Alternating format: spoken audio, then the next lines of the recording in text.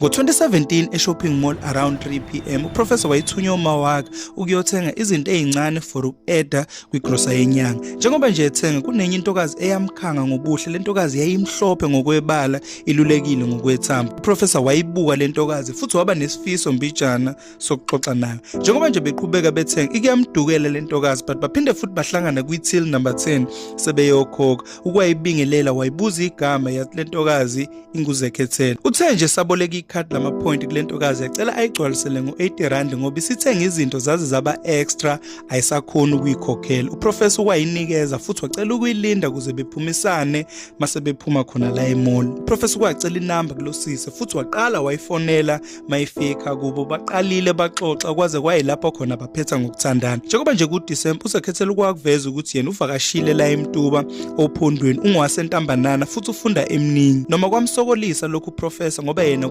ngwasemtuba ehlala kwaMsane efunda eMfolozi High. Kodwa lokho akaze kuqeda uthando lwabo ngoba ngoJanuary sekuvulwa izikole bebenakho ukubonana mebefuna ukuspend isikhathi bebhuke noma beyoyihlalela nje epark yaseNgwelezane for a quality time. Bathandane njalo baze baqeda isikole. Ngo-2019 sebeqeda isikole uZekhethelo ukuhamba wayofunda eMangosuthu enza i-advanced diploma ye-public management. Then phakathi nonyaka ngo-2019 kwaphuma ama-post eRichards Bay eSouth African National Defence Force wa-applya uprofessor futhi waqashwa the following year as an operation sergeant kwi-institution yase-African Infantry Battalion eKimberley. After training uprofessor ukwasebenza permanent futhi wabuya njalo after 8 months. Uprofessor ukwamlekelela umuntu wakhe ngokwemali njengoba nje uNSFAS umncane futhi ungayikhave zonke izidingo zomfundi. uZekhethelo ebephile impilo engcono efana nabo bonke abafundi. But ngo-2019 uprofessor beyenkanjini uZekhethelo ukwanqaba ukumbona. uZekhethelo wakhala ngokuthi unomsebenzi omningi since finalist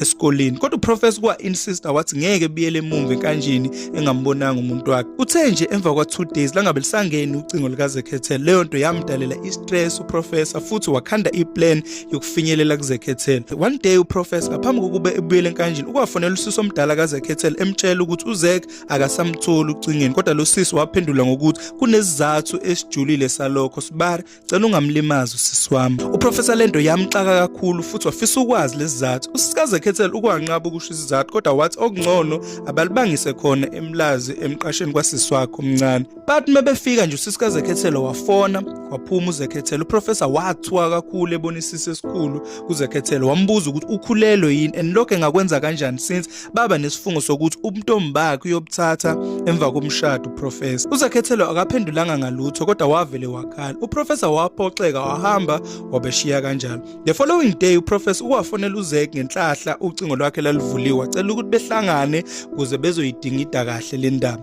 Bathi nje mebehlangana uZek wakhala futhi wachaza sonke istory sokuchitha kwakhe. Ukwachaza ukuthi wahlangana nelinye ibhungu euniversity bathandana gcine selimkhulelisile futhi lathatha umntombi bakhe. Kodwa nje kuthemva kwalezo yiwombe leli bhungu labaleka futhi lamshiya kanjalo uZekhethelo ekhulelwe. Uprofessor wafikelwa yisihawu futhi wamcela uZekhethelo ukuthi engaliphindi iphutha elifana naleli wabuyela enkanjini. But the following year uprofessor ukwabuya enkanjini uZekhethelo esetetile futhi eseqedile nase-university. Njengoba nje uprofessor sebuyile ukwathatha iloan yebond wathenga umuzi wathatha nenya kweCapitec ukuze ezolobola ephinde futhi amshade uZekhethelo. Uthe nje selobolile washada uprofessor futhi wabuyela enkanjini wamshiya kanjalo umfazi wakhe ehlele emzini omusha. Njengoba nje uprofessor senkanjini ukwathola ucingo kumkakhe emtshela ukuthi ukhulelwe. Uprofessor wajabula kakhulu futhi wagiya ukuthi usezoba nengane yokuqala. But after icall emva kwensuku uprofessor benakho ukuphuphuswana lakhe lumkhalela but Matthew alithatha livele lishelele luwe phansi. Leli phupho laqhubeka lokho elibuya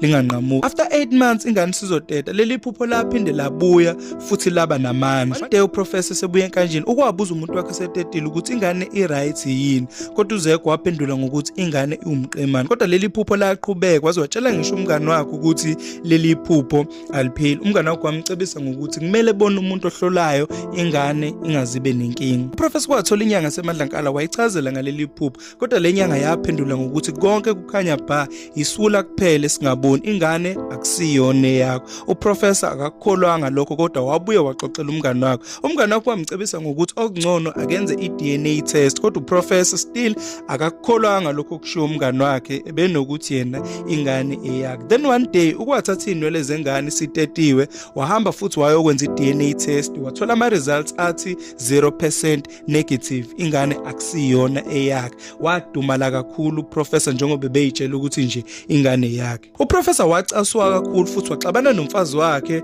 wamshaya ngama-results ebusweni. UZekhethelo wakhala wachaza ukuthi kwenzeka iphutha. Ubaba wengane yakhe yokuqala wafika ezobona ingane, bayithola sebesembhedeni, kodwa ngalokho uyayisola futhi uyathembisa ukuthi ngeke kuphinde kwenzeke ephinde ehlangane nobaba wengane. Ngenxa yokuthi uprofessor wayemthanda umuntu wakhe, ukwanquma ukuresign emsebenzini ngoba kuningi okwenzakalayo mayengekho. Wayefuna ukuspend isikhathi esiningi nomuntu wakhe futhi waziblema yena ngokungabibikho. But after some times kwaphuma iProvident Fund, okuyisamba sasemsebenzini esaphumela uprofessor. uZek njengoba kuphumela izimali, ukwadecide ukuthi abathenga umuzi ngaphandle bephume elokushini kuze naye ezovula isaluni ethola indawo enkulu yokusebenza. Nangempela bawudayisa umuzi eselokushini, bathenga indawo ngaphandle Port and Fort, bakhanda isiphihli somuzi. uZekhethelo wacela isamba semali sokuvula isaluni futhi isaluni yakhe yayimpumelelo, waqasha inqwaba yabasebenzi. But njengoba kuqhubeka isikhathi futhi noprofessor ekhipha itshe lemali lokufanda isaluni kaZekhethelo, imali yadleka kancane kancane yaze yaphela. Kuthe makuphela imali waqala washintsha uZekhethelo sengasamhloniphi uprofessor emwashisa izitsha njengesisebenzi, ethi uyena indoda njengoba nje eprovider lomndeni. Ngisho inkonzo yasekamereni uprofessor besengasayithola umfazi wakhe, semthatha kancane ekhange emshivi kulonke nje aduke esale nezingane uprofessor. One day uprofessor ehlalele kwafika omunye umbhemu owayemkweneda imali engango-14,000, wamkhokhela ngezimbuzi ezimbili ngoba lo baba wayesehluleka ukukhokhela uprofessor, kodwa uprofessor wakujabulela lokho ngoba wayesengasenalutho nje ephathekayo. Uprofessor besenakho ukuyilusela lezi imbuzi futhi echitha isikhathi esiningi and ke kwathi nje ngelinye ilanga uprofessor eyikhiphile lezi imbuzi ziyodla, wafikelwa umqondo ongcolile ngenxa yenkanuko enamandla since uZek emncisha ucansi. Wafikelwa umqondo wokukhwela lezi imbuzi enze nazo ucansi mayeyilusile ehlathini. Lo mkhuba wawenza njalo waze waba more addicted, lento nje ebeseyenza njalo mayeyilusile ehlathini. But lo mkhuba wenze kwaze kwaphela unyaka enganakile ukuthi kunembuzi la elusayo emithi. One day bevuka ekseni, uZekhethelo wabona enye into eyisilwane engaqondakala esibayeni sezimbuzi. Lento kwangathi imbuzi kodwa futhi inobuso bomuntu isabisi. uZek wahlaba umkhosi, wameza omakhelane, kwaphuma iqulu labantu. Abantu baxokozela, abanye bathi ubuthakathi lobu. Oyedwa equlwini wafonela abantu abakwa-animal control. Zathi mayifika nje izisebenzi zase-SPCA zayibuka lento, zayithatha zayifaka emotweni zahamba. Izisebenzi zase-SPCA ke zenza ama-test ema-lab akhona, zathola ukuthi lento i-involve i-DNA yomuntu. Le company yabuyela kulomndeni for collect ama-blood sample, yabuyela ema-lab, bathola ukuthi i-DNA test yamatcha neka-professor. uprofessor waba yihlazo emphakathini futhi nenkampani yamvulela icala lokuviolate an-Animal Protection Act 71 of 1962. Ba-eda no-1 year we-animal from freedom discomfort, lokho kwenza wabhadla ejele for 3 years. Uprofessor uhlale njalo ejele enokuyisola ngesenzo sakhe. Uprofessor usesiqedile isigwebo, abuyela ekhaya kuba eMtuba, kodwa ufisa ukubuyelana nomfazi wakhe kodwa uyesaba